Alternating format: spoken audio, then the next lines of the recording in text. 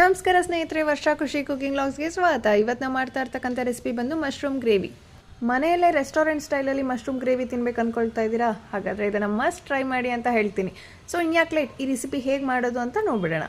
ಮೊದಲಿಗೆ ನಾವಿಲ್ಲಿ ಹಸಿ ಮಸಾಲೆನ ರೆಡಿ ಮಾಡ್ಕೊಬಿಡೋಣ. 2 ಟೊಮೊಟೊನ ನಾನಿಲ್ಲಿ ಸೇರಿಸ್ಕೊಳ್ತಾ ಇದ್ದೀನಿ. ಹಾಗೆ 1/2 ಇಂಚಷ್ಟು ಶುಂಠಿನ ಸೇರಿಸ್ಕೊಳ್ತಾ ಇದ್ದೀನಿ. ಹಾಗೆ 1 ಮೀಡಿಯಂ ಸೈಜ್ ಬೆಳ್ಳುಳ್ಳಿನ ಸೇರಿಸ್ಕೊಳ್ತಾ ಇದ್ದೀನಿ. ಹಾಗೆ 6 ಗೋಡಂಬಿನ ಸೇರಿಸ್ಕೊಳ್ತಾ ಇದ್ದೀನಿ. ಇಲ್ಲ ಅಂದರೆ ನೀವು ಎಳ್ಳು ಕೂಡ ಹಾಕ್ಕೋಬೋದು, ಬಿಳಿ ಎಳ್ಳನ್ನ.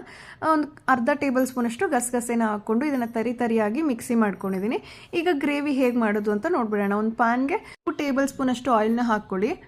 ಅದಕ್ಕೆ ಸಣ್ಣದಾಗಿ ಕಟ್ ಮಾಡಿರ್ತಕ್ಕಂಥ ಮಶ್ರೂಮ್ನ ಹಾಕ್ಕೊಂಡು ಚೆನ್ನಾಗಿ ಫ್ರೈ ಮಾಡ್ಕೊಳ್ಳಿ. ಎಷ್ಟವರೆಗೂ ಅಂದರೆ ನೀರು ಎಲ್ಲ ನೀಟಾಗಿ ಬಿಟ್ಬಿಡತ್ತೆ.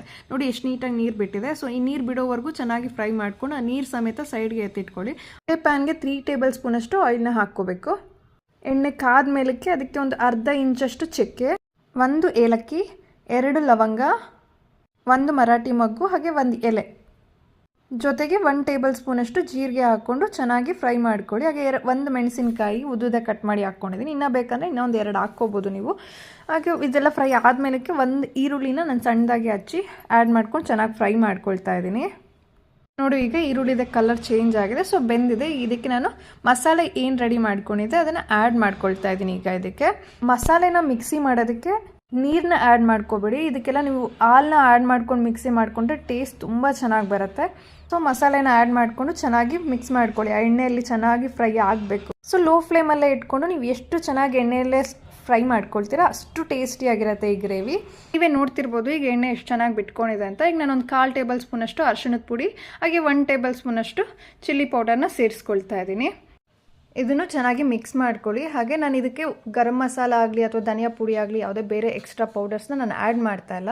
ನೀವು ಕೂಡ ಎಕ್ಸ್ಟ್ರಾ ಏನು ಆ್ಯಡ್ ಮಾಡಬೇಡಿ. ಆ್ಯಡ್ ಮಾಡಿದ್ದೀರಾ ಅಂತಂದರೆ ರೆಸ್ಟೋರೆಂಟ್ ಸ್ಟೈಲಲ್ಲಿ ಟೇಸ್ಟ್ ಬರೋದಿಲ್ಲ. ಒಂದು 2 to 3 ಮಿನಿಟ್ಸ್ ಚೆನ್ನಾಗಿ ಎಣ್ಣೆಯಲ್ಲೇ ಫ್ರೈ ಮಾಡ್ಕೊಂಡಿದ್ದಾದಮೇಲಕ್ಕೆ ನಾನು ಸ್ವಲ್ಪ ವಾಟರ್ನ ಆ್ಯಡ್ ಮಾಡ್ಕೊಳ್ತಾ ಇದ್ದೀನಿ. ಒಂದು ಸ್ವಲ್ಪ ಅಷ್ಟೇ, ಜಾಸ್ತಿನೂ ಆ್ಯಡ್ ಮಾಡ್ಕೊಳ್ತಾ ಇಲ್ಲ. ಯಾಕೆಂದರೆ ನಾವು ಆಲ್ರೆಡಿ ಮಶ್ರೂಮ್ ಬೇಯಿಸಿರೋದ್ರಲ್ಲಿ ವಾಟರ್ ಬಿಟ್ಕೊಂಡಿದೆ. ಅದನ್ನು ಆಮೇಲೆ ನಾವು ಆ್ಯಡ್ ಮಾಡ್ಕೋಬೋದು. ಅದಕ್ಕೆ ನಾನು ಸ್ವಲ್ಪನೇ ನೀರನ್ನ ಹಾಕ್ಕೊಂಡು ಮಿಕ್ಸ್ ಮಾಡ್ಕೊಳ್ತಾ ಇದ್ದೀನಿ. ನೋಡಿ, ಈಗ ಇದು ಕೂಡ ಚೆನ್ನಾಗಿ ಎಣ್ಣೆ ಬಿಟ್ಕೊಂಡು ಫ್ರೈ ಆಗಿದೆ. ಇದಕ್ಕೆ 1 ಟೇಬಲ್ ಸ್ಪೂನಷ್ಟು ಉಪ್ಪನ್ನ ಸೇರಿಸ್ಕೊಳ್ತಾ ಇದ್ದೀನಿ. ನಿಮ್ಗೆ ಎಷ್ಟು ಬೇಕೋ ನೀವು ಆ್ಯಡ್ ಮಾಡ್ಕೊಳ್ಳಿ. ಹಾಗೆ ಮಶ್ರೂಮ್ ನಾವು ಆಲ್ರೆಡಿ ಬೇಯಿಸಿ ಇಟ್ಕೊಂಡಿದ್ದಂತಹ ಮಶ್ರೂಮ್ನ ನೀರು ಸಮೇತ ನಾನು ಇದಕ್ಕೆ ಆ್ಯಡ್ ಮಾಡ್ಕೊಳ್ತಾ ಇದ್ದೀನಿ. ಮಶ್ರೂಮ್ಗೂ ಅಷ್ಟೇ, ನೀವು ಬೇಯಿಸ್ಕೋಬೇಕಾದ್ರೆ ಉಪ್ಪೇನು ಕೂಡ ಆ್ಯಡ್ ಮಾಡ್ಕೊಳ್ಳೋ ಅವಶ್ಯಕತೆ ಇಲ್ಲ. ಬರೀ ಎಣ್ಣೆ 1 ಟೇಬಲ್ ಸ್ಪೂನ್ ಅಥವಾ 2 ಟೇಬಲ್ ಸ್ಪೂನ್ ಅಷ್ಟು ಹಾಕ್ಕೊಂಡು ಬರೀ ನೀವು ಒಂದು 2 ಮಿನಿಟ್ಸ್ ಫ್ರೈ ಮಾಡೋ ಅಷ್ಟೆಲ್ಲ ಅದು ನೀರು ಬಿಟ್ಕೊಬಿಡುತ್ತೆ. ಸೊ ಮಶ್ರೂಮ್ ಹಾಕಿದ್ಮೇಲೆ ಚೆನ್ನಾಗಿ ಮಿಕ್ಸ್ ಮಾಡಿ ಒಂದು 5 ಮಿನಿಟ್ಸ್ ಲಿಡ್ನ ನೀವು ಕ್ಲೋಸ್ ಮಾಡಿ ಇಟ್ಬಿಟ್ಟಿದ್ದೀರಾ ಅಂತಂದರೆ ಆರಾಮಾಗಿ ಇದು ಬೆಂದ್ಬಿಡುತ್ತೆ. ಫಸ್ಟ್ ಟೈಮ್ ಮಶ್ರೂಮ್ ಮಾಡ್ತಿದ್ದೀರಾ ಅಂದರೆ ಬೇಯಿತೋ ಇಲ್ವೋ ಅನ್ನೋ ಕನ್ಫ್ಯೂಷನ್ ಕೂಡ ನಿಮಗಿರುತ್ತೆ. ಒಂದು 5 ಮಿನಿಟ್ಸಲ್ಲೇ ಆರಾಮಾಗಿ ಇದು ಬೆಂದ್ಕೊಂಡ್ಬಿಡುತ್ತೆ. ಆಲ್ರೆಡಿ ಫಸ್ಟಲ್ಲೇ ನಾವು ಒಂದು 2 ಮಿನಿಟ್ಸ್ ಇದನ್ನ ಬೇಯಿಸಿದ್ದೀವಿ. ಸೊ ಆರಾಮಾಗಿ ಬೆಂದ್ಬಿಡುತ್ತೆ. ನೋಡಿ ಎಷ್ಟು ಚೆನ್ನಾಗಿ ರೆಡಿ ಆಗಿದೆ. ಈಗ ನೀವೇ ನೋಡ್ಬೋದು.